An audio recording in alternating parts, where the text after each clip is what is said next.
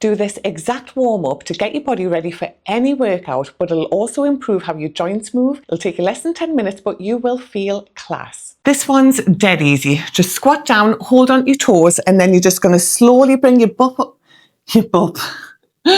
Or your bum. You're going to slowly bring your bum up to the air and just get a stretch all the way down the back of your legs. Do about 10 of this one, and bonus points if you can keep your feet right next to each other. Kneel on the floor with your foot either up against a wall or on a bench. Make sure that you don't have your pelvis tilted back here. You want to be tucked under from here. You'll feel a stretch all the way down the front of your hip flexor. Pop one hand up on your shoulder and then you're going to reach up to lengthen the stretch. If you need to make it easier, you're just going to move your knee further away from the wall. Do 10 of these to each side. If you work at a desk, this one's meant for you. Pop one hand on the back of your head and you're just going to rotate the elbow up and you'll feel a lush stretch in your upper back in the shoulder blades. Once you've done 5 to each side of that one, this time you're going to pop your hand on your lower back with the palm facing outwards. Just pull your shoulder back a little bit and then from here you're going to do the exact same thing. Do 5 of each of those on both sides. Do some normal squats just to get knees and ankles ready, but add in some of these hip rotations down the bottom just to get the hips moving in different directions. These are another one that can feel quite clunky at first, but they just get better with practice. Do 10 squats and then 5 each side of those hip rotations. Next, you're going to lie down on the floor with legs bent, arms up in the air. I want you to push your lower back down into the floor and visualize peeling each vertebra off the ground one by one and then slowly reverse it. I want you to squeeze your tummy here and squeeze your glutes. You don't want to just thrust your hips up into the air. You're going to do 5 of those and then you're going to do 5 on each single leg. This one's lush for your hips and your legs. Start from a plank position and step 1 foot forward so it's on the outside of your hand. Take your elbow towards the floor and let the hips sink down and then you're just going to reach overhead. Make sure when you go overhead you just stay in a straight position here. You don't want to be overextending backwards. If you can't get your elbow anywhere close to the floor, this is a really good one where you can measure progress. So just see how far your elbow can get down and then over time you'll get closer down to the floor. Do 5 to each side of these ones. You want to do a bit more core next with some super control crunches just to elevate your shoulders off the ground and then you're just going to visualize bringing the top rib towards the bottom rib. So the range of movement is really small, but you're staying active the whole time because you're not lying back down to the ground. Go for about 10 or 15 of these ones. This one's another lush one where you can measure your progress. Start with your toe against the wall, pop your hands up to get a bit more upper body stretch and you're just going to lunge the knee forward and then you're going to just scoot the foot back a little bit and see how far you can get before you can't touch your knee to the wall. Make sure you keep your heel on the floor. You don't want the heel rising. Do 5 or 10 to each side. Doing this style of warm-up pretty much means that you've covered everything that you need, but you've also done some mobility work. So